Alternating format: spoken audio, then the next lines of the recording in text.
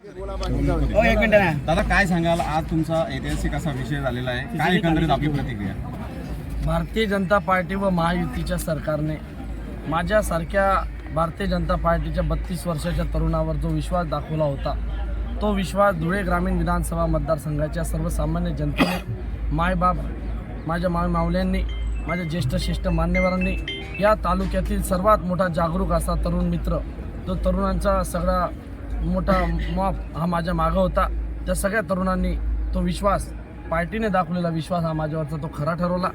आज भारतीय जनता पार्टीच्या तर्फे, महायुतीच्या तर्फे एवढ्या मोठ्या प्रमाणात सर्वसामान्य जनतेने मला जो पाठिंबा दाखवला, एवढ्या मोठ्या प्रमाणात मतरूपी आशीर्वाद मला दिला, त्यांच्या विश्वासाला 100% मी सार्थ ठरेल आणि त्यांच्या विश्वासाला तडा जाऊ देणार नाही. सर्वसामान्य जनतेच्या हिताचे सगळे कामं हे माझ्या हातून व्हावे अशी मी प्रभू चरणी प्रार्थना करतो.